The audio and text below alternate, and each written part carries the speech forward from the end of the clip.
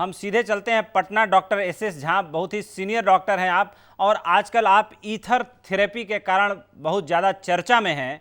और आपने जो नारा दिया है कि चूसो चीनी में बूंदे ईथर की, चमड़ी गले कोरोना की, खुल के चलो भयभीत इंसान, फिर से देखो यह जग महान। आपका ये जो नारा है काफ़ी चर्चा में है इस समय। डॉक्टर साहब, मैं ये जानना चाहूँगा कि आपकी ईथर थेरेपी है क्या? चलिए, नमस्कार जी डॉक्टर पटना साहब। से मैं आपको ग्रीटिंग्स भेजता हूं सारे लोगों को। जी। आपने बहुत ही सही बात कही कि हम किस परिवेश में जी रहे हैं, वो बड़ा ही इम्पोर्टेंट है। आपने कहा कि जापान के लोग वो मास्क का रेगुलर यूज करते हैं। हम अपने मुस्लिम महिलाओं को देखें तो वो भी फेस मास्क लगाती हैं। अपने जैन बंधुओं को देखें, वो भी एक मास्क लगाकर चलते हैं। गांव के लोगों को देखें, वो गमछा का मास्क अक्सर लगा लिया करते हैं। तो प्रथाएं तो यहां भी हैं, और मेरी सोच है कि आपने सारे राज्यों का आकलन तो किया कि कौन किस नंबर पर है जी। परंतु यह भी आकलन करना चाहिए कि रूरल और अर्बन डिवाइड में क्या फर्क है। मेरा अपना आकलन है कि इसकी संख्या गांव में कम है। बिल्कुल कम। कारण कम है।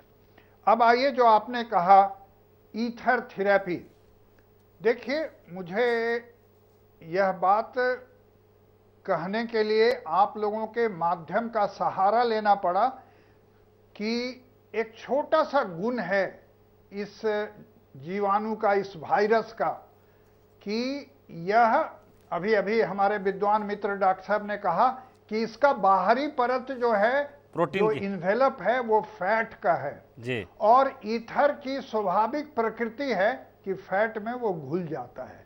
हम इस गुण को क्यों नहीं एक्सप्लॉइट करते हैं? हम अगर इसको ऐसा करें, अभी अभी आपने समाचार में मुझे सुनाया कि इतने सारे गुजरात में सीआरपीएफ के जवान पॉजिटिव हो गए हैं। फ्रंट लाइन वॉरियर्स, वो कहीं ना कहीं अस्पताल से संबंधित हैं। क्या दिक्कत है कि ऐसे लोगों को मेरे द्वारा बताए गए चीनी में ईथर की 10 बूंदें पी लेने के लिए, चूस लेने के लिए, यह निश्चित ही फायदा कारक होगा। यह छोटा सा इलाज है। मैं आपके माध्यम से डॉक्टर साहब वो मैकेनिज्म समझाइए कि कैसे ईथर जो है कोरोना को समूल नाश करने में कारगर है। वो मैकेनिज्म क्या है, कैसे वो फंक्शन करता है? मैं बताता हूं।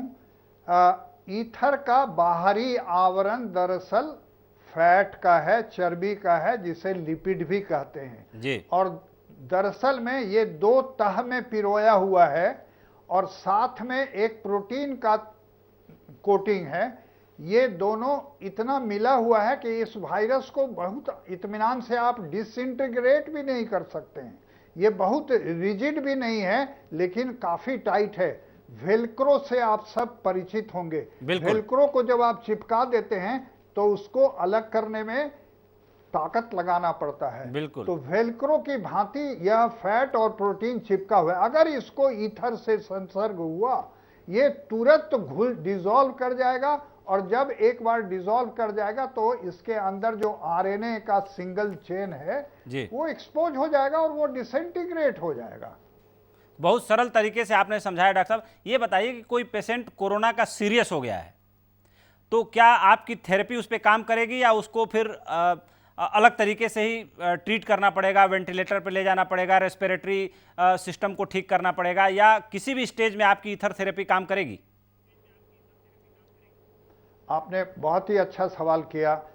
पहला स्टेज में, अर्ली स्टेज में हम इससे रोक सकते हैं, और जैसा अभी हमारे विद्वान डॉक्टर मित्र बता रहे थे कि 14 दिन तक का इंक्यूबेशन पीरियड है। इसमें लगभग 4 दिन ये थ्रोट में पड़ा रहता है। जिन दिनों ये थ्रोट या अपर रेस्पिरेटरी ट्रैक्ट में है, उन दिनों कर दीजिए इनहेलेशन चिकित्सा, चीनी में ईथर डाल के मरीज का वह वायरस समाप्त हो जाएगा। लेकिन जैसा कि आपने प्रश्न किया, मरीज भर्ती है, अब वेंटिलेटर पर ले जाएं या नहीं ले जाएं वाली स्थिति है।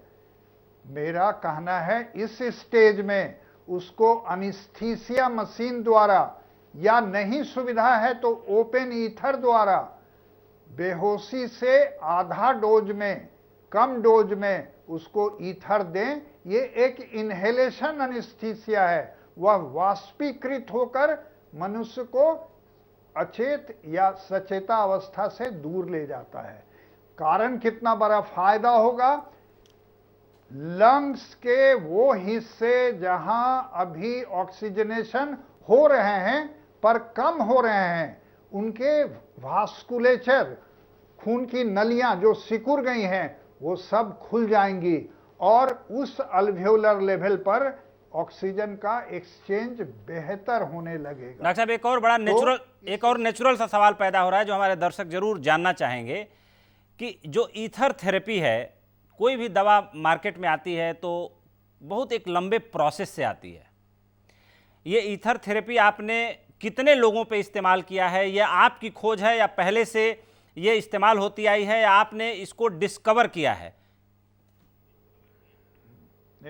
आपके इस प्रश्न के पूर्व में एक बात और बताना चाहूंगा। जब यह ईथर एनेस्थीसिया के माध्यम से खून में पहुंच जाता है तो खून में मौजूद सारे वायरस मर जाते हैं। यह कोई दवाई अभी नहीं कर पा रहा है या उतना अच्छे तरीके से नहीं कर पा रहा है।